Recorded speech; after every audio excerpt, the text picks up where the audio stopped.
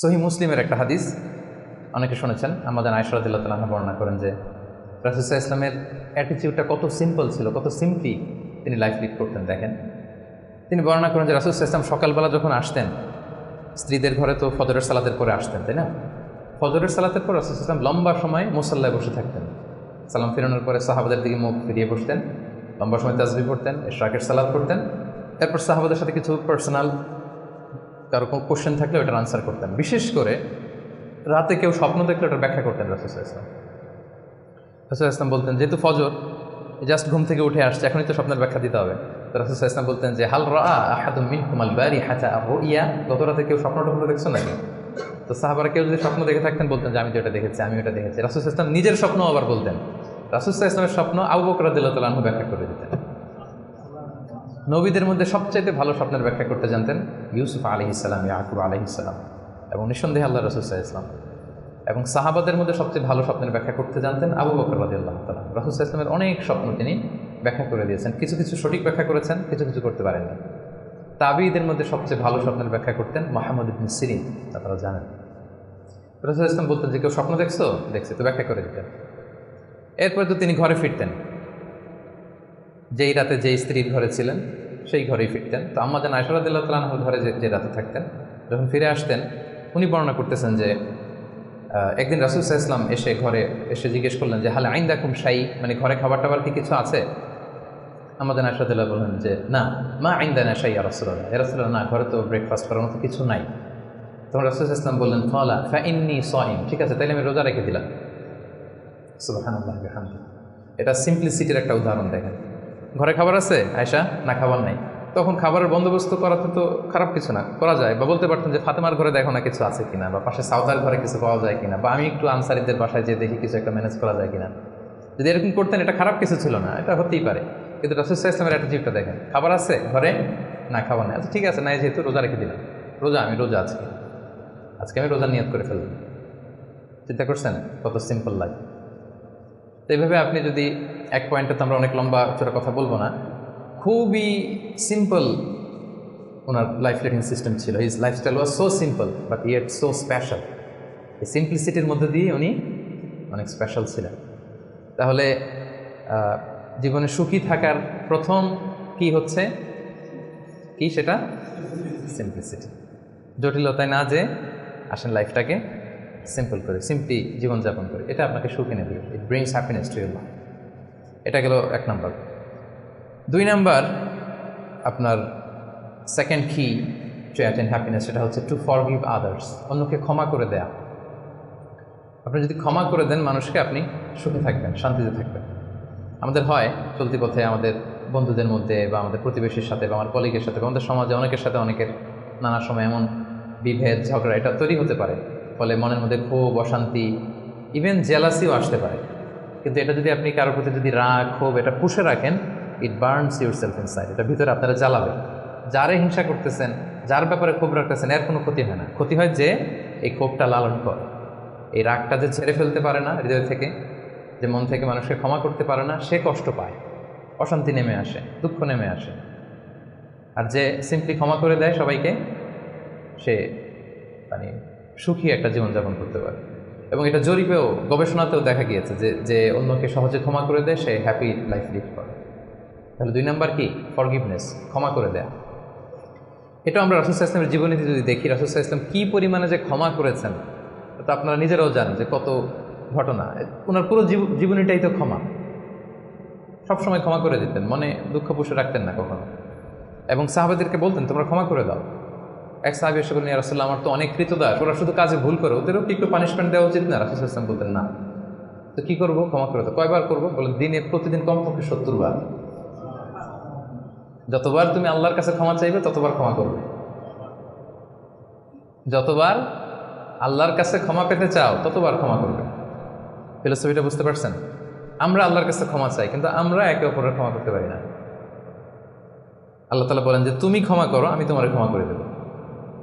তুমি ক্ষমা করো তোমার ভাইদের, আমি তোমার ক্ষমার ব্যবস্থা করতেছি।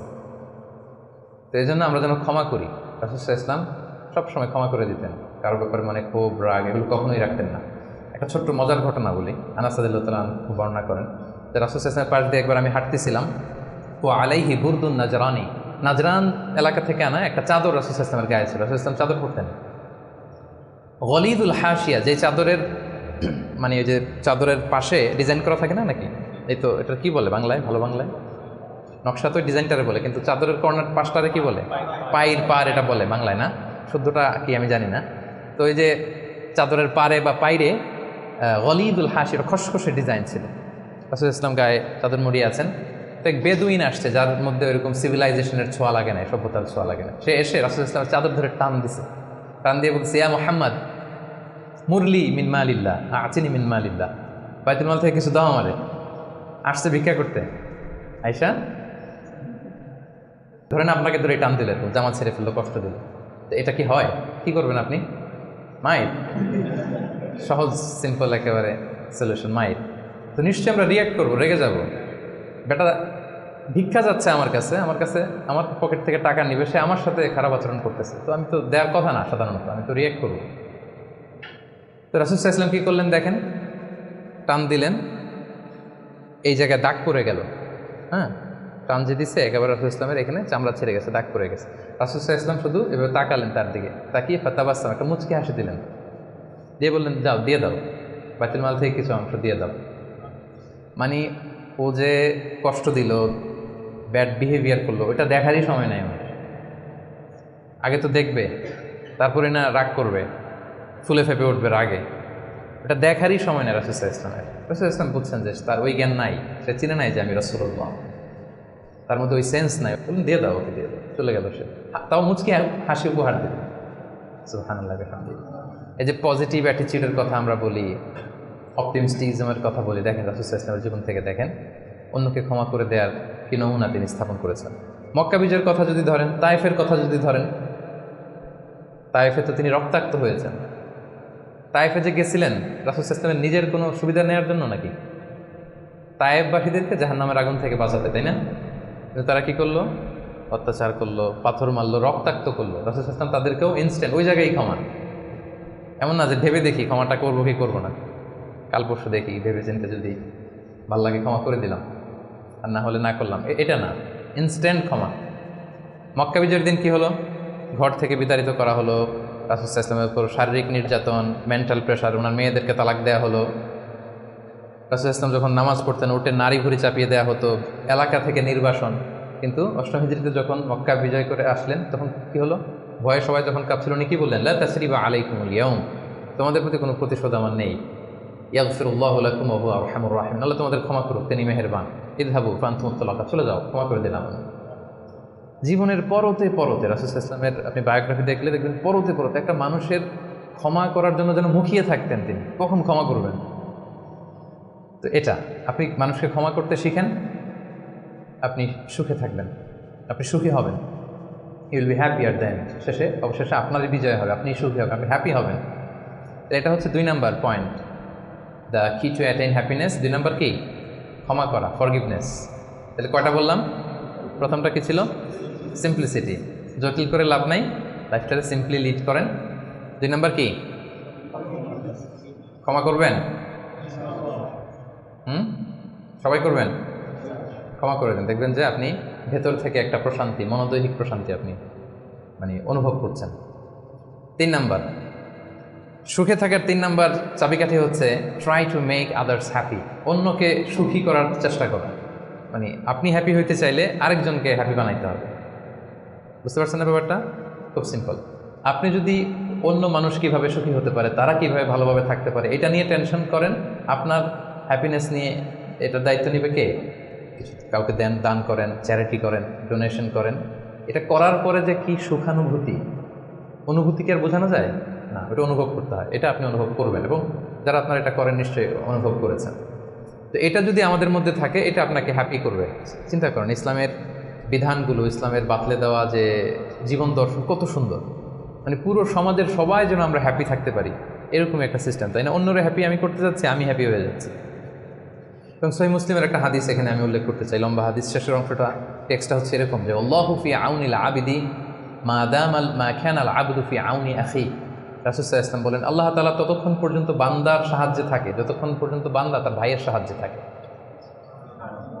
কথাটা বুঝতে পারছেন? আই রিপিট, আল্লাহ তাআলা ততক্ষণ পর্যন্ত কোনো বান্দার সাহায্যে থাকে যতক্ষণ পর্যন্ত এই বান্দা তার ভাইয়ের সাহায্যে থাকে।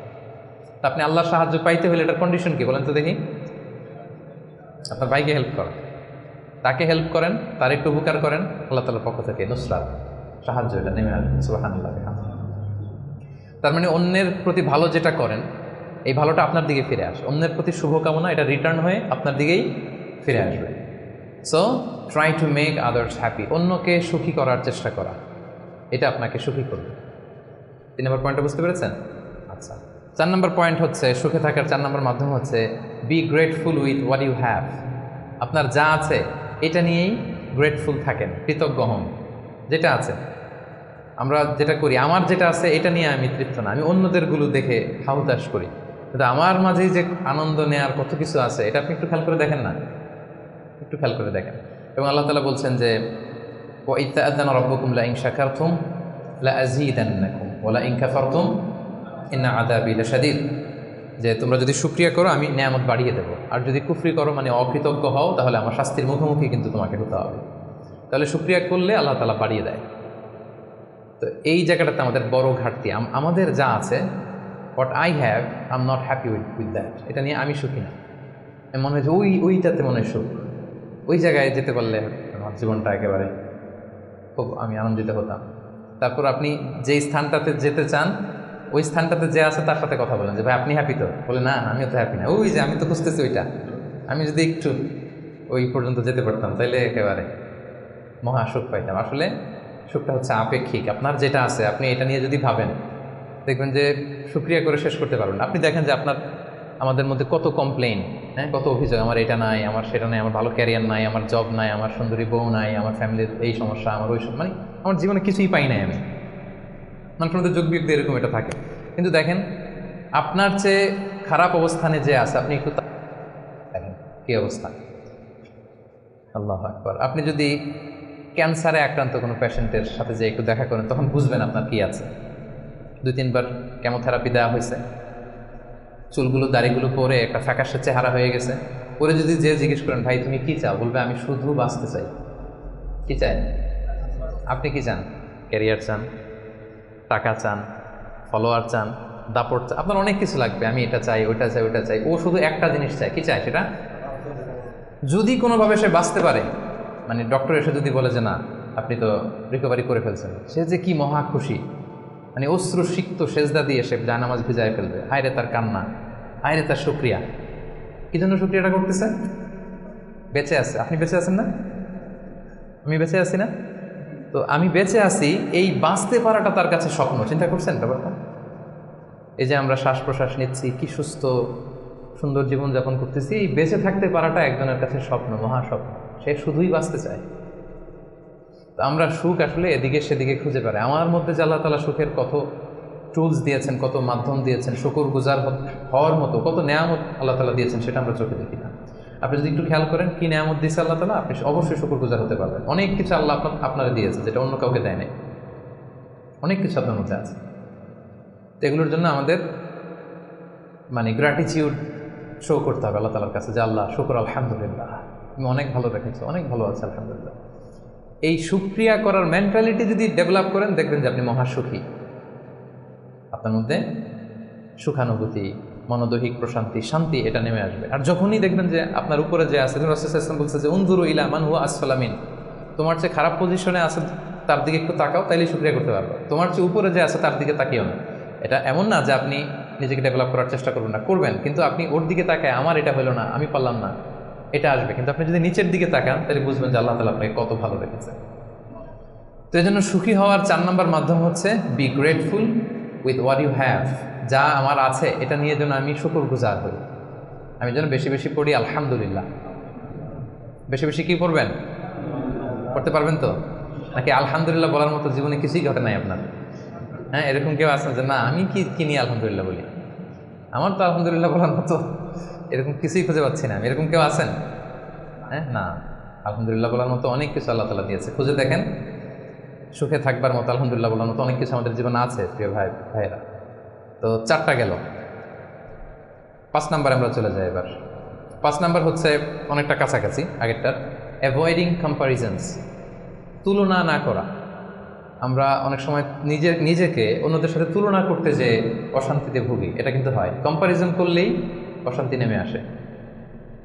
এটা খেয়াল রাখবেন যে আল্লাহ তাআলা এই পৃথিবীতে আপনাকে একজন unique, a very unique person হিসেবে পাঠিয়েছেন। প্রতিটি মানুষ অনন্য এই পৃথিবীতে, প্রত্যেকটা মানুষ, কারোর সাথে কারো তুলনা হবে না। সো আপনি যদি দেখেন যে না ওর তো সফলতা বেশি, ওর তো এটা বেশি, ওর এটা হয়ে যায়, এটা হচ্ছে আপনার একটা হাইলাইটেড রিল। ফেসবুকে একটা নতুন রিল বের করছে না, এইটার সাথে কম্পেয়ার করলে হবে না।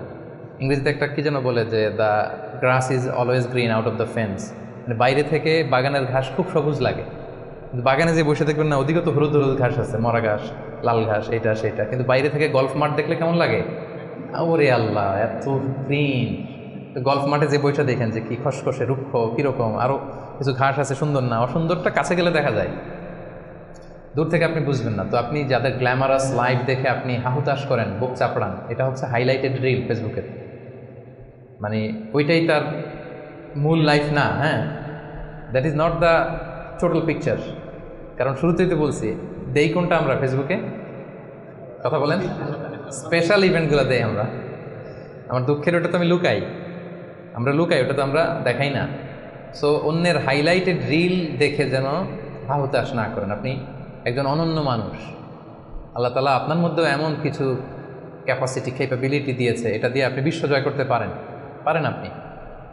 সো আপনি অন্যের সাথে কম্পেয়ার করবেন, আপনি নিজেকে ডেভেলপ করবেন, মানে compete with your self instead of others. অন্যের সাথে কম্পিট না করে নিজেকে try to B the best version of your self in every single day. প্রতিদিন আপনি ট্রাই করে নিজেকে আপনার মানে শ্রেষ্ঠ ভার্সনে পরিণত করেন, নিজের সাথে নিজে কম্পিট করেন। কিন্তু তুলনা করতে গেলে অশান্তিতে ভুগবেন যে ওর তো এত টাকা স্যালারি, ওর তো এত এত অ্যাচিভমেন্ট, আমার তো নাই, ওর এইটা আমার নাই, এভাবে কম্পেয়ার করতে গেলে আপনি দুঃখী হবেন, অস্থিরতায় ভুগবেন। জন্য এই কম্পেয়ারটা করা যাবে না। এবং রাসূল সাল্লাল্লাহু আলাইহি ওয়াসাল্লামকে আল্লাহ তাআলা দেখেন কি চমৎকার করে কোরআনের নির্দেশ দিয়েছেন সূরা তাহার ভেতরে, ওয়ালা তামুদ্দান্না আইনাইকা ইলা মা মাত্তা'না বিহি আজওয়াজাম মিনহুম যাহরাতাল হায়াতিদ দুনিয়া লিনাফতিনাহুম বিহি। মানে নবী হে, কাফিরদের এক দলকে আমি দুনিয়াতে দাপট দিয়েছি, ক্ষমতা দিয়েছি, ধন সম্পদ ঐশ্বর্য দিয়েছি, ওইদিকে যেন আপনার চোখ না যায়। আল্লাহ তাআলা কাকে বলতেছেন? রাসূলুল্লাহ সাল্লাল্লাহু আলাইহি ওয়াসাল্লামকে বলতেছেন যে কাফেরদের মধ্যে থেকে একদলকে আমি অনেক ধন সম্পদ দাপট অনেক কিছু দিয়েছি, আপনি ওইটা দেখে মন খারাপ করেন না, মানে কম্পেয়ার করতে যায় না, আমার এটা নাই, আপনারা যে আমি কত কিছু দিয়েছি, আপনাকে তো নেয়ামত দিয়ে আমি ধন্য করে ফেলেছি। তো রাসূল সাল্লাল্লাহু আলাইহি ওয়াসাল্লামকে আল্লাহ তাআলা এই নির্দেশনা দিয়েছেন। আরেকটা আয়াত শোনাই, সূরাতুল গাফিরে বলছেন, সূরাতুল মুমিন যেটা, ফালা ইয়াগরুরকা তাকাল্লুবুহুম ফিল বিলাদ। নবী হে, কাফিররা এই দুনিয়াতে বড় বড় সফর করে, বিশাল ক্যারাভান নিয়ে যায়, অনেক লাভ করে নিয়ে আসে, এটা সেটা, তাদের জীবনের এই চাকচিক্য দেখে, এটা দেখে এটা যেন আপনাকে ধোঁকায় না ফেলে দেয়। আপনি এটার সাথে নিজেকে কম্পেয়ার করবেন না, আপনি নিজের সেলফ ডেভেলপমেন্টের চেষ্টা করবেন, আপনার রোলটা আপনি প্লে করবেন, প্রপার সময় প্রপার রেসপন্সটা আপনি করবেন, কিন্তু আপনার সাথে আপনি আরেকজনকে কম্পেয়ার করবেন। এই কম্পেয়ার করার কারণে আমাদের সমাজে, আমাদের জীবনে অনেক অশান্তি তৈরি হয়। এই কম্প্যারিজনটাতে কিন্তু ক্ষতি। এই পয়েন্টটা বুঝতে পারছেন? কম্প্যারিজন করবেন না, কারণ প্রত্যেকে আমরা অনন্য একজন মানুষ। অ্যাভয়েডিং কম্প্যারিজনস, আপনি যখনই এই তুলনা বাদ দিবেন দেখবেন যে আপনি হ্যাপি। তুলনা করলেই, কারণ নিচের দিকে তো আর তুলনা করবেন না, করবেন কোথায়? এইটা নাই, ওইটা নাই, আমার এইটা হইল না, আমার সাথে কেন হয়, আমার কেন এত দুঃখ। এই কম্প্যারিজন যখন করবেন অস্থিরতা আসবে। এই পয়েন্টটা ক্লিয়ার? আচ্ছা, মাশাআল্লাহ। 5টা চলে গেল।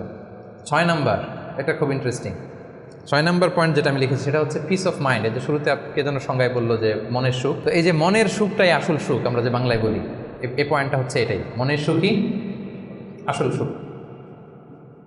আপনার মন, আপনার হৃদয়টা, আপনার হার্ট, আপনার সোল, এইটা মানে পিস অফ মাইন্ড আছে কিনা এটা আপনি খেয়াল করবেন।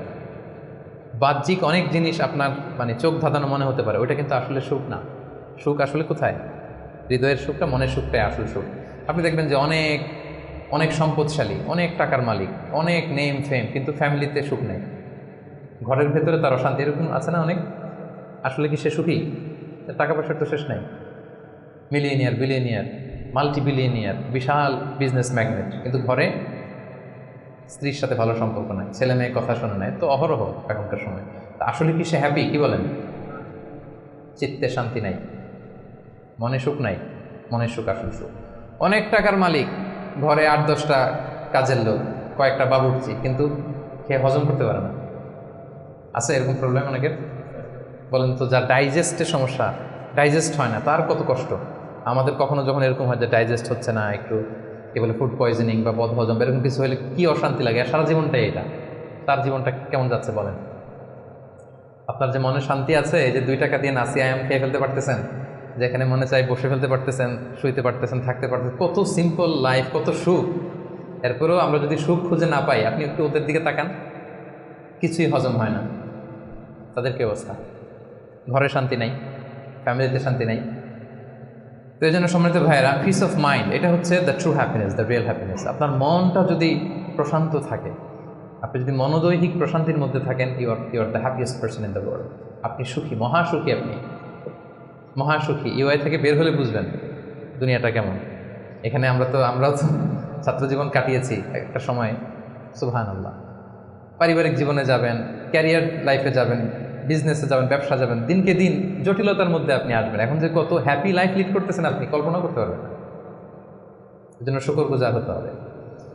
তো তাই বলে কি এখন টাকা পয়সা সম্পদ এগুলোর দরকার নাই? বাড়ি ঘর বাবুর্চি এগুলো দরকার নাই, যেগুলো বলতেছিলাম, না দরকার আছে। আমি বুঝাতে চাচ্ছি যে ওগুলোই আসল সুখের সন্ধান দেয় না। আসল সুখ কিসের সুখ? মনের সুখ। সবাই বলেন আসল সুখ মনের সুখ। পার্থিব জীবনের এই ব্যাপারগুলো যে লাগে, এটাও ইসলাম বলে। যেমন রাসূল সাল্লাল্লাহু আলাইহি ওয়াসাল্লাম একটা চমৎকার হাদিস, সহিহ হাদিস, এটা আমি একটু করে শেয়ার করি। রাসূল সাল্লাল্লাহু আলাইহি ওয়াসাল্লাম বলেছেন যে আরবাউম মিনাস সাআদা, 4টা হচ্ছে মানে সুখী হওয়ার মাধ্যম বা সৌভাগ্যশীল হওয়ার মাধ্যম। যার 4টা আছে সে সাঈদ, আর যার 4টা নাই সে শাকী। সাঈদ মানে কি? সুখী বা সৌভাগ্যশীল, আর শাকী মানে দুঃখী বা দুর্ভাগা। তো সুখী কারা বা সৌভাগ্যশীল কারা? রাসূল সাল্লাল্লাহু আলাইহি ওয়াসাল্লাম পার্থিব জিনিস যে লাগে, এটা যে ইসলাম ডিনাই করে না, তার প্রমাণ রাসূল সাল্লাল্লাহু আলাইহি ওয়াসাল্লাম বলছেন যে আরবাউন মিনাস সাআদা, 4টা জিনিস মানুষের সুখ নিশ্চিত করে, সুখ এনে দেয় পার্থিব জগতে, দুনিয়াবি হাইসিয়াতে আর কি। 1 নম্বর হচ্ছে আল মারআতুস সালেহা, নেককার স্ত্রী। এটা কিন্তু আপনার জীবনকে সুখময় করার একটা বড় মাধ্যম। 2 নম্বর হচ্ছে আল মাসকানুল ওয়াসিআ, প্রশস্ত বাসভবন। কি বলেন? খুব যদি চিপাচাপা হয়, এটা তো ওখানে চলাফেরা করে মজা হবে না, স্বাভাবিক। কিন্তু যদি একটা চমৎকার বাসভবন হয়, অনেক স্পেশাস, এটা আসলেই সুখ স্বাচ্ছন্দ্যের একটা ব্যাপার, মানে দুনিয়াবি দিক থেকে। 3 নম্বর হচ্ছে ওয়াল জারুস সালেহ, ভালো প্রতিবেশী, গুড নেইবার। কি বলেন? আরবিতে কি বলে? উতলুবুল জাব ক্বাবলা দার, বাড়ি কেনার আগে আগে প্রতিবেশী দেখে নাও, আরবি ভাষার একটা প্রবাদ। আর 4 নম্বর হচ্ছে ওয়াল মারকাবুল হানি, মানে হচ্ছে লিটারালি হচ্ছে সুইট রাইডিং, ভালো একটা আরোহণ। এটা বর্তমানে গাড়ি হতে পারে, একটা সুন্দর চমৎকার গাড়ি, ভালো ব্র্যান্ডের গাড়ি, মার্সিডিজ না হতে পারে। তারপর রাসূল সাল্লাল্লাহু আলাইহি ওয়াসাল্লাম টেস্টিফাই করছে, আপনার এটা নেগেটিভলি নেওয়ার সুযোগ নাই। হ্যাঁ, এটা দুনিয়াবি দিক থেকে তো অবশ্যই একটা সুখের মাধ্যম, মার্সিডিজ ব্র্যান্ড হতে পারে। অথবা রাসূল সাল্লাল্লাহু আলাইহি ওয়াসাল্লামের সময় ছিল যে কোনো আরোহণ, ভালো ঘোড়া, তেজস্বী ঘোড়া, উট, হ্যাঁ এগুলো। তাহলে এই 4টা হচ্ছে আরবাউম মিনাস সাআদা, 4টা জিনিস পার্থিব জগতের সুখ এনে দেয়, মানুষকে সৌভাগ্যশীল বানায়। তার মানে ইসলাম এটা নিষেধ করে নাই। কিন্তু দ্য পয়েন্ট ইজ হেয়ার, রাসূল সাল্লাল্লাহু আলাইহি ওয়াসাল্লামের জীবনে কয়টা ছিল বলেন? এই 4টার মধ্যে থেকে রাসূল সাল্লাল্লাহু আলাইহি ওয়াসাল্লামের জীবনে আসলে কয়টা ছিল? শুধু 1 নম্বরটাই ছিল। যদি আপনি মানে একেবারে সঠিকভাবে চিন্তা করে দেখেন, এই 4টা জিনিস থাকলে যে জীবনটা খুব স্মুথ হয়, রাসূল সাল্লাল্লাহু আলাইহি ওয়াসাল্লাম বলছেন, কথা ঠিক। কিন্তু ওনার কয়টা ছিল? একটাই ভালো মতো ছিল, সেটা কি? নেককার স্ত্রী, আল মারআতুস সালেহা, এটা ছিল। 2 নম্বরে আসেন আল মাসকানুল ওয়াসি', তো মোটেও ছিল না। রাসূল সাল্লাল্লাহু আলাইহি ওয়াসাল্লামের ঘরের সাইজ জানেন তো না? এখন মক্কা মদিনায় গেলে বিভিন্ন মাআরেদ হয়, ওখানে দেখা যায় যে কত মিটার বাই কত মিটার, খুবই ছোট একটা রুম। আম্মা জান আয়েশা রাদিয়াল্লাহু তাআলা আনহার ঘরের সাইজটাই যদি বলি, খুবই ছোট। এই অল্প কিছু জিনিস রাখতে পারে, একটা জাজিম রাখতে পারে, কয়েকটা জিনিস ঝুলায় রাখতে পারে, আর 2জন থাকতে পারে কোনো রকম। এটা ছিল ওনার বাসভবন। এটা কি আল মাসকানুল ওয়াসি' হইছে? পান নাই আমি এটা। তারপর একটা আসেন ওয়াল জারুস সালেহ, ভালো প্রতিবেশী পাইছেন, কাছাকাছি ধরলে পাইছেন, পাশে ফাতেমার ঘর, দিকে স্ত্রীদের ঘর। কিন্তু আপনি যদি বিগার সেন্সে চিন্তা করেন, কারা থাকতো আশেপাশে? এদিকে তো না, আবুল আহাব তো মক্কার কথা, লেটসে মদিনার কথাই যদি আমরা বলি, আপনার কারা থাকতো? মুনাফিকদের একটা দল তো থাকতোই। আর 3 দিকে জিউস, ইহুদিরা, বনু কাইনুকা, বনু নাদির, বনু কুরাইযা। এরা কি করছে রাসূল সাল্লাল্লাহু আলাইহি ওয়াসাল্লামের সাথে? মানে ট্রেচারির যত ধরন হতে পারে, বিট্রে করার যত ওয়ে হতে পারে, সবগুলো করেছে। একটা রাত শান্তিতে ঘুমাইতে পারে না এদের কারণে। এটা কবে পর্যন্ত? 5ম হিজরির আগ পর্যন্ত ঘুমাতে পারে নাই বনু ওই কুরাইজাকে যখন করলেন, এক্সাইল করলেন, তারপর থেকে অনেকটা এই জিউসদের ঝামেলা থেকে উনি মুক্ত হয়েছেন। তাহলে চিন্তা করেন, এটাও ছিল না। এরপর 4 নম্বরে যদি আসেন, আল মারকাবাল হানি, ভালো যানবাহন বা ঘোড়া, এগুলো ছিল অ্যাভারেজ ধরতে পারেন, যেগুলো ছিল কসওয়া আব্বা যা ছিল এগুলো অ্যাভারেজ টাইপের। তার মানে রাসূল সাল্লাল্লাহু আলাইহি ওয়াসাল্লামের কিন্তু এগুলো ছিল না। এটা প্রমাণ করে যে এগুলো হইলে জীবন স্মুথ হয়, সুন্দর হয়, বাট এগুলোই সুখ শান্তি দেওয়ার আসল টুলস না। আসল সুখ বলেন না একটু সবাই, আসল সুখ মনের সুখ, এটা খেয়াল রাখতে হবে। এটা আমি কোত্থেকে নিয়েছি? এটা হাদিস থেকে নিয়েছি। এই যে রাসূল সাল্লাল্লাহু আলাইহি ওয়াসাল্লাম বলছে যে লাইসাল গিনা আন কাসরাতিল আরাব, অনেক সম্পদ থাকলে এটাই অন্তরের মজা, শান্তি, প্রাচুর্যতা না। ওয়ালাকিন্নাল গিনা গিনান নাফস, মূল সুখ হচ্ছে অন্তরের সুখ, মূল ধনাঢ্যতা হচ্ছে অন্তরের ধনাঢ্যতা। আপনার অন্তর হ্যাপি তো সব হ্যাপি। আপনি না খেয়ে, সামান্য খেয়েও আপনি ছোট্ট ঘরের ভিতরে আপনি সুখ আর সুখ, এরকম ফ্যামিলি আছে না? আপনারা কি মনে করেন যে রিক্সাওয়ালার যে বস্তির ভেতরে কুড়ে ঘরে কোনো সুখ নেই? কথা বলেন, আছে না? আছে। এদেরকেও আল্লাহ সুখের সন্ধান দিয়েছেন। তো নট নেসেসারি যে আপনার টাকা পয়সা এগুলো হইলেই সুখ হবে না। আরেকটা হাদিস আমি ইবনে মাজাহ থেকে একটু শোনাই, খুব চমৎকার হাদিস। হাদিসটা শুনুন, ইবনে মাজাহ এসেছে, মান কানাতিদ দুনিয়া হাম্মাহু ফারাকাল্লাহু আলাইহি আমরাহু ওয়া জাআলা ফাকরাহু বাইনা আইনাই। লম্বা হাদিস, আমি অর্থটা বলি। হাদিসটা একটু খেয়াল করেন আমার সাথে। রাসূল ইসলাম বলেছেন, পার্থিব চিন্তা যাকে মোহগ্রস্ত করবে, মানে যে দুনিয়া নিয়ে পেরেশান, তার কি হবে দেখেন, তার কাজকর্মে আল্লাহ তাআলা অস্থিরতা ঢেলে দিবেন, সে অস্থির হবে। দারিদ্রতা হবে তার নিত্যসঙ্গী, এবং এই পার্থিব স্বার্থ সে ততটুকুই পাবে যতটুকু তার তাকদিরে লেখা আছে, এর বেশি পাবে? অস্থির যদি হন, আপনি পেরেশান হন, যত পেরেশান হন, আপনার তাকদিরে যা লেখা তার চেয়ে 1 ইঞ্চিও বেশি পাওয়া যাবে নাকি? যাবে। আর যার উদ্দেশ্য হবে আখিরাত, আল্লাহ তার সব কিছু স্মুথ করে দেবেন, সুবহানাল্লাহ।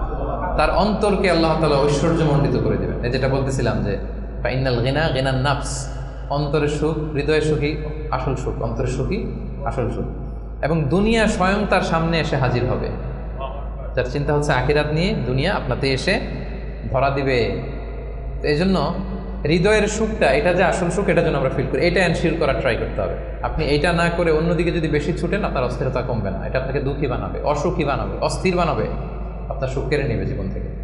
তাহলে এই যে হৃদয়ের সুখ, আসল সুখ, হ্যাঁ, piece of mind is the real happiness. 6 নম্বরটা বুঝতে পারছেন প্রিয় ভাইরা? বুঝতে পারছেন সবাই? আচ্ছা, এবার চলে যায় 7 নম্বরে। 7 নম্বর পয়েন্ট হচ্ছে এক্সপেক্ট লেস। এক্সপেকটেশন যেন লেস থাকে, তাইলে হ্যাপি হবেন। অনেক এক্সপেকটেশন পান নাই কিছু, এই তো দুঃখ শুরু। স্বামী স্ত্রীর কাছে অনেক এক্সপেকটেশন, পায় না এখন কিছু, দুঃখ বাড়তেছে। স্ত্রীর স্বামীর কাছ থেকে অনেক এক্সপেকটেশন, যখন হয় না ফুলফিল, কষ্ট পায়। বন্ধুর কাছে এক্সপেকটেশন অনেক বেশি, বাবা ছেলের কাছে এক্সপেকটেশন অনেক বেশি, সুপারভাইজার ছাত্রের কাছে এক্সপেকটেশন, ছাত্রের সুপারভাইজারের প্রতি। এই যে এটা তো বাস্তবতা, তাই না? যখন আপনি হাই এক্সপেকটেশন নিয়ে থাকবেন কিন্তু আউটকাম এরকম পাচ্ছেন না, তো কি হ্যাপি না আনহ্যাপি? বলেন, হ্যাপি না আনহ্যাপি? কিন্তু এক্সপেকটেশন খুব একটা আপনি বেশি করেন নাই, এরপরে আপনি যদি বেশি পান কেমন লাগবে? ভালো লাগবে না? আমার এক্সপেকটেশন নেই, একটা হইলেই হইলো, এরপরে দেখি মাশাআল্লাহ শুধু আসতেছে, কেমন লাগবে? ভালো লাগবে? হ্যাঁ, এই জন্য এক্সপেক্ট লেস। এক্সপেক্ট লেস মানে I am not talking about the goal. Goal should be higher and bigger. Goal বড় হবে, কিন্তু আপনার এক্সপেকটেশন যেন অনেক বড় না হয়। আপনার জীবনের গোল থাকবে বড়, কিন্তু আপনি যদি অনেক এক্সপেক্ট করেন জীবনের প্রতিটি ক্ষেত্রে, যখন ওই এক্সপেকটেশন ফুলফিল করবে না, আপনি কষ্ট পাবেন। এই জন্য কালকে কি খাবো, আগামী মাসে কি হবে, এরপরের বছর, এই যে হাহুতাশ করা, অনেক এক্সপেক্ট করা, এটা মানুষের জীবনে দুঃখ নিয়ে আসে। আপনি আজকের জন্য বাঁচেন, কালকের তো জন্মই হয় নাই, আগামীকালের জন্ম হয়েছে। আজকে চিন্তা করেন, আজকের এটা নিয়ে আপনি থাকেন, দেখবেন যে হ্যাপি আপনি। আর যখনই কালকে কি করব, আগামী মাসে কি হবে, 23 সালে তো নাকি মন্দা, টাকার দাম কমতেছে, বিশ্ববাজারের কি অবস্থা, এই গোটা দুনিয়ার সব টেনশন যখন আপনি আপনার দায়িত্বে নেবেন, এই দুঃখ আপনার দুঃখ কেউ থামাতে পারবে না। দেখেন এখানে ইসলামী দৃষ্টিভঙ্গিটা কি দেখেন একটু। আল্লাহ রাসূল ইসলাম চমৎকার একটা কথা বলেছেন, সহিহ বুখারীর বর্ণনা। রাসূল ইসলাম বলেছেন, দুনিয়ার চলতি পথে আমাদের চলাফেরাটা বা লাইফস্টাইলটা যদি এমন হয়, দেখবেন যে ইউ উইল বি হ্যাপি। রাসূলুল্লাহ সাল্লাল্লাহু আলাইহি ওয়াসাল্লাম বলেছেন, কুন ফি দুনিয়া কাআন্নাকা গরীব আও আবিরু সাবিল। এই দুনিয়াতে তুমি এমনভাবে চলো যে তুমি গরীব। গরীবের ভালো বাংলা কি? মানে এই জায়গার লোক না আর কি, এটা চেনা আরেক জায়গার, স্ট্রেঞ্জার ইংরেজিতে, মানে as if you are a stranger here. হ্যাঁ, মুসাফির হতে পারে। ওই যে আবিরু সাবিল বলছে, ওইখানে আসলে মুসাফিরটা চলে আসার জন্য আমি ডিফারেন্সিয়েট করতেছি যে গরীব একটা আর আবিরু সাবিল আর একটা। এরকম স্ট্রেঞ্জারের মতো অথবা ট্রাভেলারের মতো লাইফ লিড করো। দেখেন হাদিসটা খেয়াল করে শুনতে হবে, তাহলে বুঝতে পারবেন অন্তর্নিহিত যে উদ্দেশ্যটা। এই দুনিয়াতে এমনভাবে চলো as if you are a stranger in this দুনিয়া or you are a traveller. আচ্ছা, এবার আমাকে উত্তর দেন। লেটসে আপনার পেনাঙে যাইতে হবে, পেনাঙের ফ্লাইট ধরেন যে কেএলআই 2 থেকে 2টায়, দুপুর 2টায়, যে শোনেন যে 3 ঘন্টা ডিলে। কয় ঘন্টা? তা এখন 3 ঘন্টা যেহেতু ডিলে, তাহলে একটা ইজি চেয়ার কিনে নেই এয়ারপোর্টে, কি বলেন? একজন করলো কি, ইজি চেয়ার একটা কিনে নিল। এয়ারপোর্ট ধরেন যে অনেক খাবার দাবার ওখানে কিনে নিল, এরপরে ওখানে একটা এটা কিনলো সেটা কিনলো, মানে ওখানে একটা খাট কিনে নিল, এটা কিনে নিল। বিশাল এয়ারপোর্টের মধ্যে সে বিশাল আয়োজন করতেছে 3 ঘন্টা এনজয় করার জন্য। কোনো পাগলও কি এমনটা করে? কেন করে না? কারণ আবিরু সাবিল, সে তো ট্রাভেলার। 3 ঘন্টা তো কোনো রকম সুরাউতে যায় একটু নামাজ পড়তে পড়তে, অথবা একটু কোরআন তেলাওয়াত করতে করতে, অথবা ক্ষুধা লাগলে একটু কেএফসিতে ঢুকে একটু ফ্রেঞ্চ ফ্রাইস খাইতে খাইতে তো চলে যাবে, কি বলেন? এভাবেই তো আমরা কাটাই। আমরা ফ্লাইট ডিলে হলে কি করেন বলেন? 3 ঘন্টা ফ্লাইট ডিলে হয়েছে, এয়ারপোর্টে কি করেন? কিছু জরুরি ফোন কল আছে, সেরে নেই নাকি? একটু পত্রিকায় ঢুমারি কি কি নিউজ আজকে দেশে বিদেশের একটু দেখি, তারপরে একটু নামাজ পড়ে নেই, বা একটু অজু করে নেই, একটু ওয়াশরুম সেরে নেই, ক্ষুধা লাগলে একটু মেনু খেয়ে নেই, বা এটা একটু করে নেই। এইভাবে আমরা সাধারণত আমাদের ফ্লাইট ডিলে হলে টাইম পাস করি। তো এখন রাসূল ইসলাম বলছেন এই দুনিয়ার পুরো জীবনটাই আসলে তো এটা তো একটা ট্রানজিশন পিরিয়ড। আমরা মানে আমাদের ভাবনাতেই ওইটা আনি না যে আমাদের বিশাল এক জগৎ, আমাদের বিশাল এক ব্যবস্থাপনা ওখানে পড়ে আছে, ওইটার ওইভাবে ফিল করি না। বলি, পড়ি, শুনি, কিন্তু ফিলিংসটা ওইভাবে আসে না। এমনভাবে এই দুনিয়াতে আষ্টে পৃষ্ঠে দুনিয়া কেন্দ্রিক আমাদের এমন ভাবনা। একটা মজার ঘটনা বলি। নূহ আলাইহিস সালামের সময়ে এক মা তার ছোট বাচ্চাকে কোলে নিয়ে আল্লাহ নবী নূহ আলাইহিস সালামের কাছে এসে বলতেছেন, ইয়া নবী আল্লাহ, হাযা ইবনি উদউ আল্লাহ লা, আমার ছেলে একটু দোয়া করে দেন। তো নূহ আলাইহিস সালাম বলতেছেন, কামা উমরু, তোমার ছেলের বয়স কত? সে বলতেছে, সালাসুমি আসানা, 300 বছর। কোলের শিশু বয়স কত শুনতেছেন? 300 বছর। নূহ আলাইহিস সালাম বলে, তোমার কোলের শিশু 300 বছর বয়স, অবশ্যই দোয়া করবো, আল্লাহ তার জীবনে বরকত দেখ। কিন্তু তুমি কি জানো, শেষ জামানার যে উম্মতরা আসবে তারা 60 থেকে 70-এর মধ্যে সব মরেই যাবে। আমাদের গড় বয়স এটা রাসূল সাল্লাল্লাহু আলাইহি ওয়াসাল্লাম বলেছেন, আমারু উম্মতি মা বাইনা 60 ইলা 70, আমার উম্মতের গড় বয়স 60 থেকে 70। ওয়া আকাল্লুহুম মান ইয়াজুজু যালিক, অল্প কিছুই এটা ক্রস করে বেশি হায়াত পাবে। 80, 90, 100 এরকম হায়াত তো খুব কম না, রেয়ার কেস না? অ্যাভারেজ বয়স কত আমাদের? 60 থেকে 70। তো বলতেছে যে তুমি যে দোয়া চাইলা, ভালো, আমি দোয়া করি, তবে জেনে রেখো শেষ জামানার উম্মতদের গড় বয়স হবে 60 থেকে 70। এই কথা শুনে তো মহিলা বলে, ইয়া নবী আল্লাহ আয়াবনুন আল বুয়ুত, তাহলে তারা কি দুনিয়াতে ঘরবাড়ি বানাবে? মানে 60-70 হলে তার ঘরবাড়ি বানানো লাগে না, কি বলেন? 60-70 এটা তো এমনি সেমনি গাছের নিচে একটু খেয়ে দেয়, সাঁতার কেটে ঘুরে ফিরে, তো এ তো এমনি চলে যাবে। তা এখন এই মহিলারা যদি বুর্জাল খলিফা দেখানো যাইতো, আর এখানে এই যে সাতু মালয়েশিয়া টাওয়ার, সিগনেচার টাওয়ার আর মার্দেকাস টাওয়ার যদি দেখানো যেত, তাহলে বুঝতো যে কি বিল্ডিং আমরা বানাই দিছি। তো রাসূলুল্লাহ সাল্লাল্লাহু আলাইহি ওয়াসাল্লাম কি বলেছেন দেখেন, কুন ফি দুনিয়া কান্নাকা গরীব আও আবিরু সাবিল, এই দুনিয়াতে এমনভাবে থাকো যেন তুমি স্ট্রেঞ্জার, তুমি ট্রাভেলার।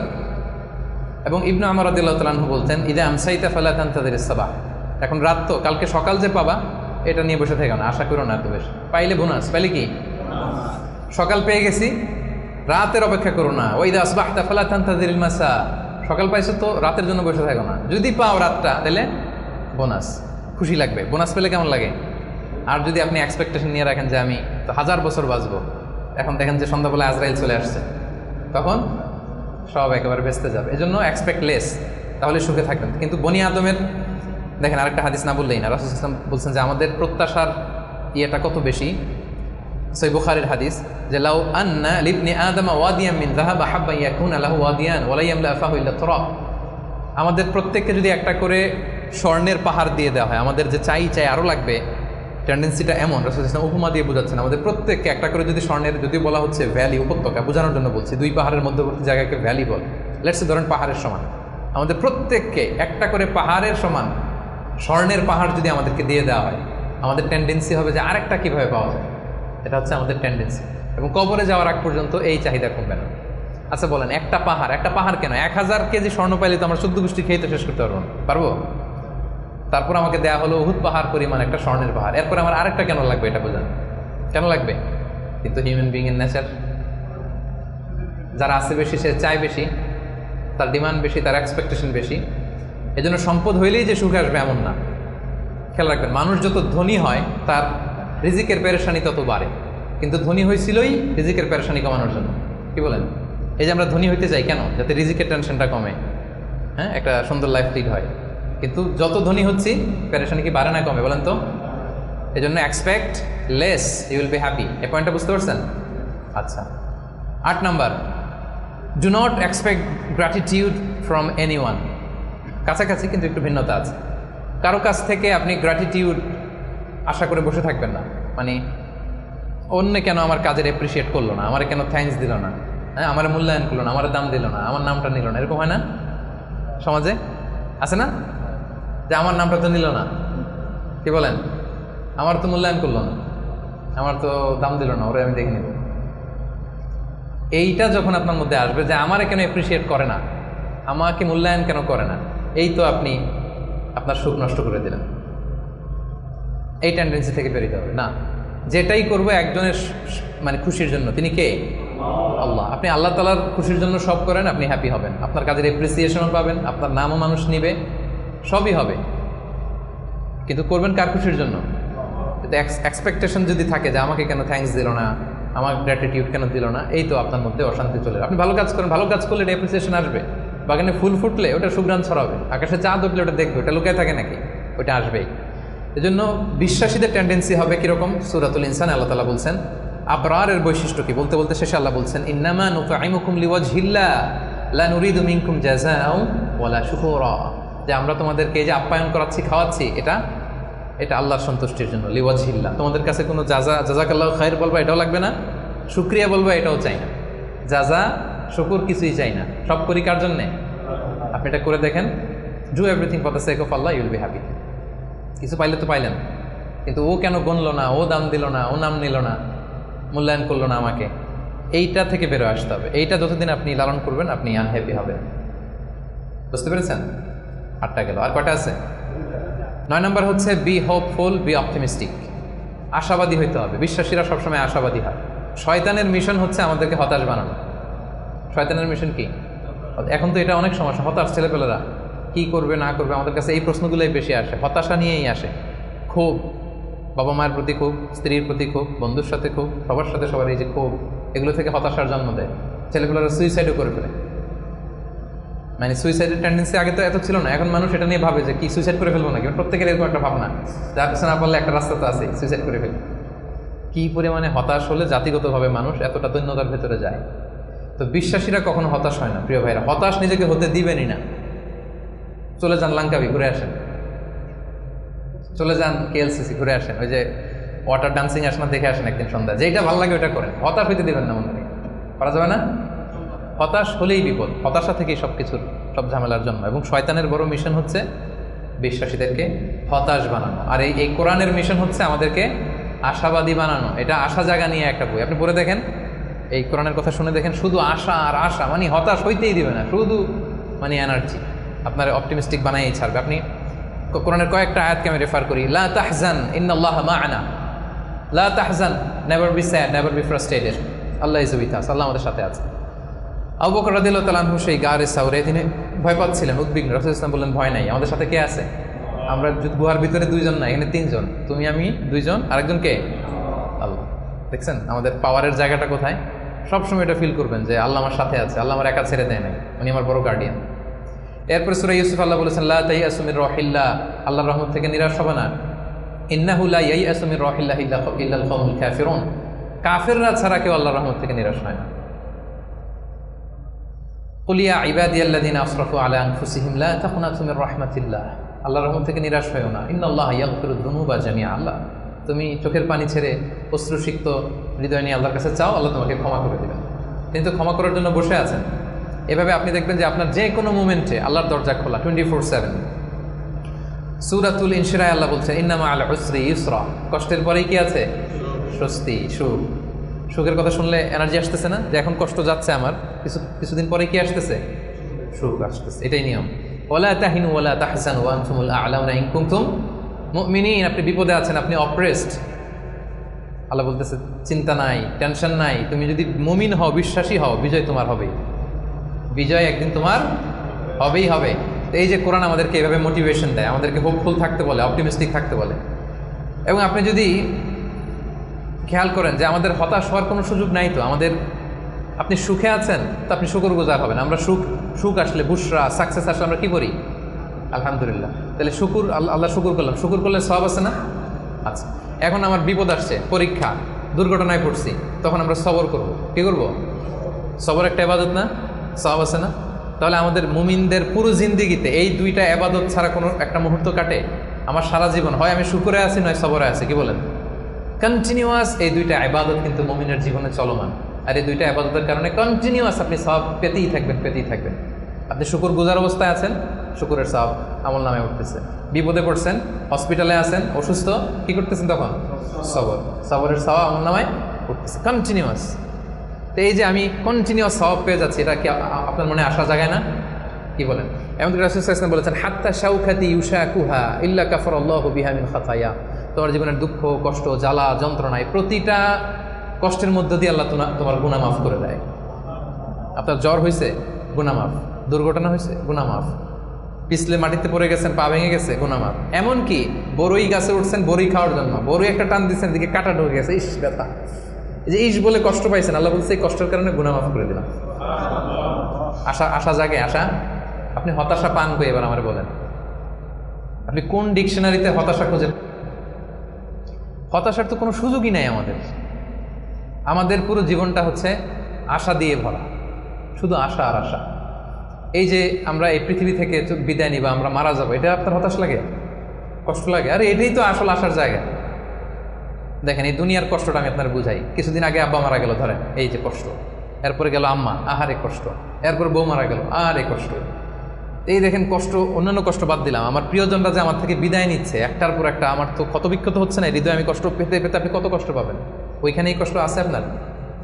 ওইখানের কথা ভাবলেই আরে আমার বউরে তো আমি ওখানে পাবো, আরে আমার দাদাকে তো আমি ওইখানে পাবো, আমার আব্বাকে আমি এত ভালোবাসতাম, আমার আব্বার ওইখানে পাবো আমি। বিশ্বাসে যদি হয়, আমার আব্বা, আম্মা, স্ত্রী, দাদা, দাদি মিলে আজীবন আতান গায়রা মাজজুজ, চিরকাল ওখানে থাকবো। তো মৃত্যুকে তো মুমিন ভয়ই করেন, এটা তো একটা আনন্দের বিষয়। আচ্ছা, আর উদাহরণ দিয়ে বলি, আপনি আছেন মালয়েশিয়াতে, আপনার জীবনের সবচাইতে কাছের মানুষ, প্রিয় মানুষ আপনার আব্বা, উনি থাকে আমেরিকাতে। 10 বছর আপনার দেখা নেই। এখন বলা হলো তোমার গ্রাজুয়েশনও শেষ, ইউএসের ভিসাও হয়েছে, তুমি মালয়েশিয়া থেকে ইউএসএ যাবা, তোমার সবচেয়ে বড় গার্ডিয়ান তোমার আব্বার সাথে দেখা করতে। খুব কষ্ট লাগবে না আপনার? কি লাগবে বলেন না কেন? কেমন লাগবে আপনাদের? আপনি মহা খুশি হবেন না? আপনার বাবা, আপনার পিতা, আপনার সবচেয়ে বড় গার্ডিয়ান, তার সাথে আপনি দেখা করতে যাবেন। বলেন, আমাদের জীবনের মরণের সবচেয়ে বড় গার্ডিয়ান কে? আল্লাহ। আমার সবচেয়ে বড় অভিভাবক কে? আপনার অভিভাবক কি চিনেন না এখন? আমাদের সবচেয়ে বড় অভিভাবক কে বলেন তো? আল্লাহ। তো সেই অভিভাবকের কাছে আমি যাব, আমি তো খুশিতে বাকবাকুম হয়ে বসে আছি, কবে যাব? এটা ফিল করতে হবে না? আমার আব্বা ইউএসএতে থাকে, 10 বছর পরে আমার সবচেয়ে বড় অভিভাবক, আমার আব্বার কাছে যাবো, ওইটাতে আমি এত খুশি। আমার জীবন মরণ দুনিয়া আখিরাতে সবচাইতে বড় গার্ডিয়ান, সবচাইতে বড় অভিভাবক। আমার বাবা আমাকে যত বেশি ভালোবাসে তার চেয়ে আমাকে বেশি ভালোবাসে আমার আল্লাহ। আমার মা আমাকে যত বেশি ভালোবাসে তার চেয়ে আমাকে বেশি ভালোবাসে আল্লাহ। আমি আমাকে, আমার সত্তাকে যত বেশি ভালোবাসে, আমার চাইতে আমাকে বেশি ভালোবাসে কে? তো সে আল্লাহর কাছে আমি যাব। আপনার কি আশা জাগতেছে না? এরপরে দুনিয়াতে যত কষ্ট হয়েছে সবগুলোর তো বিচার ওই দিন হবে। হাইকোর্টে গেছেন, বিচার পান নাই। বিচার বসছে গ্রামে, বিচার পান নাই। অনেক আনসেটেল জিনিস দুনিয়াতে, আনসেটেল, এগুলো সেটেল হবে না ওই দিন। তো আসল খেলা তো ওইখানে, আসল হাসি তো আমরা ওইদিকে হাসবো। আমাদের আসল হাসি, সুখ সব তো জমা পড়ে আছে ওইখানে, ওটা তো ফিল করতে হবে। এখন হতাশ হওয়ার স্কোপ আপনি কোথায় পেয়েছেন এবার বলেন আমাকে? হতাশ হবে না? হতাশ হওয়া যাবে? আমাদের হতাশ হতে চাইলেও ঘুরে ফিরে সুযোগ নেই। খুব চাচ্ছে একটু হতাশ হই, একটু টেনশন করি, তারপরেও সুযোগ নেই প্রিয় ভাইরা। তাহলে কি ছিল 9 নাম্বার? হোপফুল হইতে হবে। এই যে আমি যতগুলো বলছি, একটাও কি গোজামিল দিয়ে বললাম নাকি? যে কোনো রকম গোজামিল দিয়ে আপনাদেরকে আমি একটু হোপফুল বানানোর চেষ্টা করছি। আসলে কি গোজামিল না মহাসত্য এটা? তো আপনি হতাশ হন কীভাবে? আপনি তো এখান থেকে শান্তি খুঁজবেন, প্রশান্তি খুঁজবেন, আপনি তো আরও আশাবাদী হয়ে উঠবেন। তাইলে হতাশ হওয়া যাবে না। 10 নম্বর, রিমেম্বারেন্স অফ আল্লাহ, সর্বশেষ সুখী হওয়ার মাধ্যম। এটা দিয়ে শুরু করার কথা ছিল, কিন্তু এটা দিয়ে শুরু করলে বলবো যে এই যে ওয়াজ শুরু করছে। তো এই জন্য আপনাদেরকে দুনিয়াবি কথাগুলো আগে বলে রিমেম্বারেন্স অফ আল্লাহ, যেটা 1 নম্বরেই আনার কথা ছিল, আমি শেষের দিকে নিয়ে আসলাম আপনাদেরকে। আমি তৈরি করে করে এখন বুঝতে সুবিধা হবে। আল্লাহর স্মরণে হৃদয় প্রশান্ত হয়। আল্লাহর স্মরণে যে হৃদয় প্রশান্ত হয়, আমার একটু আগের যে পয়েন্টটা, এটা যদি আপনি ফিল করেন ভেতর থেকে, প্রশান্ত হবে না আপনার? আপনি তো মানে বিশাল বড় আশা নিয়ে বুক বেঁধে থাকবেন, আপনার তো হতাশার কোনো সুযোগ নেই। আপনি ভিতর থেকে মনোদৈহিক প্রশান্তি, শান্তি, সুখ এটা অনুভব করবেন। আল্লাহ স্মরণ, আখিরাতের স্মরণ যার মধ্যে থাকে সে সুখী হয়, সে জীবনে শান্তি লাভ করে। আর আপনি যদি নাস্তিকদের দিকে তাকান, আপনারা জানেন ওরা কি কঠিন জীবনযাপন করে। বিশ্বাস করেন, টক শোতে অনেক বড় বড় কথা বলে, কিন্তু রাতের বেলা যখন মরণ নিয়ে চিন্তা করো দম বন্ধ হয়ে আসে। আমরা মরণ নিয়ে কথা বলে দম বন্ধ হয়ে আসে, তো বুক ভরা দম নিয়ে আমি তো খুশি, আমি তো আমার রবের কাছে যাচ্ছি, আমার মহা অভিভাবকের কাছে। আতান গায়রা মালজুজ, এমন সুখ শান্তির সন্ধান আমি পাবো যেটা কাটাপ হবে না, কোনদিন ছিনিয়ে নেওয়া হবে না, এটা চলবে তো চলবে মহাকাল। তো আল্লাহর স্মরণ, আখিরাতের স্মরণ আমাদেরকে খুব হোপ দেয়, আশা জাগায়, আশা জাগানি। কিন্তু নাস্তিকদের কথা যদি চিন্তা করেন, ওদের জীবন মরণ নিয়ে যখন ভাবনা শুরু করে, ওদের দম বন্ধ হয়ে আসে, একটা সাফোকেটিং লাইফ ওরা লিড করে। এই জন্য আল্লাহ তাআলা বলছেন আলা বিযিকরিল্লাহি তাতমাইন্নুল কুলুব। কেন আল্লাহর জিকিরে মানুষের অন্তর প্রশান্ত হয়? কেন? আমাদের হিউম্যান বিং এটা দুইটা জিনিসের সমন্বয়, আমাদের দেহ, বডি আর সোল। আমরা যখন ক্লান্ত হই ঘুমালে সতেজ হই, ক্ষুধা লাগলে খেলে, ফুয়েল দিলে সতেজ হই। কিন্তু আমাদের রূহ, এটার খাবার কি? আমাদের যে আত্মা, এটা আখিরাতের স্মরণে, আল্লাহর স্মরণে এটা প্রাণবন্ত হয়, এটা সজীব হয়, এটা উজ্জীবিত হয়। এই জন্য আল্লাহ তাআলার স্মরণে, আখিরাতের স্মরণে মানুষ উজ্জীবিত হয়, মানুষ প্রশান্ত হয়, সে হৃদয় থেকে একটা সুখানুভূতি সে ফিল করে, এটা রিয়েলাইজ করে। আর যারা এটা করে না, আল্লাহ কি বলছেন? ওমান আ'রাদা আন যিকরি ফাইন্না লাহু মাঈশাতান দানকা, they live a very suffocating life, very miserable life. আপনি যদি নাস্তিকদের দিকে তাকান, they are all the time long in dilemma, in confusion, they don't know how to go, how to proceed. মানে কি ভাববে, কোন দিকে যাবে, আসলে কি যদি থাকে কিছু, এই যদি থাকের চিন্তায় ওরা একটা দম বন্ধ হওয়ার মতো যে পরিবেশ পরিস্থিতি, এরকম একটা লাইফ তারা লিড করে।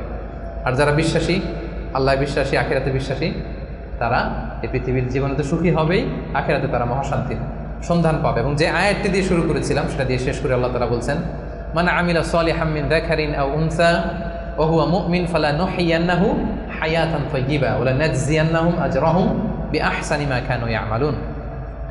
সৎ কর্ম সম্পাদনকারী কোনো মুমিন ব্যক্তি, নারী হোক পুরুষ হোক, যে আমি 10টা যা বললাম এটা সামহাও হয় ইমানের সাথে সম্পৃক্ত, নয় সৎকর্মের সাথে সম্পৃক্ত। এটা দুইটা যদি কেউ নিশ্চিত করে, আল্লাহ বলে ফালানুহইয়ান্নাহু হায়াতান তাইয়্যিবা, আমি গ্যারান্টি দিচ্ছি, আমি কমিটমেন্ট দিচ্ছি, আমার প্রোক্লেমেশন, আমার ডেক্লেয়ার যে আমি তাদেরকে হায়াতে তাইয়্যিবা। আমরা বলি না আল্লাহ হায়াতে তাইয়্যিবা দান করুক আপনাকে, বলি না বাংলায়? হায়াতে তাইয়্যিবা মানে একটা পবিত্র জীবন, একটা সুখময় জীবন, একটা শান্তিময় জীবন আমি তাদেরকে দান করব। এজন্য আল্লাহ তাআলার স্মরণে মানুষের হৃদয় প্রশান্ত হয়। আল্লাহর স্মরণে, আখিরাতের স্মরণে যাদের হৃদয় প্রশান্ত হয়, এদের দুনিয়াতে যে কোনো কষ্ট নাই, সমস্যা নাই তা না, আছে অভাব অনটন আছে, দুর্ঘটনা আছে, কিন্তু এগুলো তাদেরকে উদ্বিগ্ন হতে দেয় না। কথা বুঝতে পেরেছেন? বিশ্বাসী সৎকর্ম পরায়ণশীল ব্যক্তিদের জীবনেও কষ্ট আছে, দারিদ্রতা আছে, দুঃখ আছে, কিন্তু এটা তাদেরকে উদ্বিগ্ন বানায় না, এটা তাদেরকে অস্থির হতে দেয় না, অস্থির চিত্তের হয় না, তারা প্রশান্ত চিত্তের অধিকারী। আর আমরা শুরুতেই বলেছি যে অন্তরের সুখী বড় সুখ বা আসল সুখ। তো হৃদয়ের সুখটা তারা সবসময় অনুভব করে। আলা বিযিকরিল্লাহি তাতমাইন্নুল কুলুব। জেনে রাখো, সাবধান, আল্লাহ তাআলার স্মরণেই হৃদয় প্রশান্ত হয়। তো আমরা যেন আল্লাহ তাআলার স্মরণের মধ্য দিয়ে, আখিরাতের স্মরণের মধ্য দিয়ে পৃথিবীতে সুখী হতে পারি, প্রশান্ত চিত্তের অধিকারী হতে পারি। আল্লাহ তাআলা আমাদের সবাইকে কথাগুলো বোঝার, আমল করার তৌফিক দান করুন। আমি কি একটু করে 30 সেকেন্ডে একটু পয়েন্টগুলো আবার বলবো? কি কি বলেছিলাম? 1 নম্বর কি ছিল? সুখী সমৃদ্ধ জীবনের জন্য সিম্পলিসিটি, সিম্পল লাইফ লিড করা, ইজি গোয়িং হওয়া। 2 নম্বর ক্ষমা করে দেয়া। ক্ষমা করে দিবেন? এখান থেকে দেয়া যাবে ক্ষমা করে? ভুলে যান সব দুঃখ, কষ্ট, ক্ষোভ, জ্বালা, ভুলে ক্ষমা করে দেন, দেখবেন যে একটা সুখ পাবেন। মাফ করে দেন না, একটু ক্ষমা করে দিয়ে দেখেন, আপনি সুখী হবেন। 3 নম্বরে try to make others happy, অন্যকে সুখী করার চেষ্টা করা, রাইট। 4 নম্বরে be grateful with what you have, যেটা আছে এটা নিয়ে আমি শুকরগুজার যেন হয়, এটা আমাকে সুখী বানাবে। 5 নম্বর অ্যাভয়েডিং কম্প্যারিজন, তুলনা কমানো। ও এত ড্যাশিং লাইফ, ওর এত গ্ল্যামারাস লাইফ, ওর এত, এগুলো বাদ দিয়ে আমার যেটা আছে সেটা নিয়ে যেন আমি আরও নিজেকে সমৃদ্ধ করতে পারি, এটা আপনাকে সুখী বানাবে। 6 নম্বরে কি ছিল? Piece of mind. এটাই হচ্ছে, কিন্তু এটা হচ্ছে আজকে বলা যায় টেক অ্যাওয়ে মেসেজ। আজকের আলোচনা টেক অ্যাওয়ে মেসেজ কি? Piece of mind is the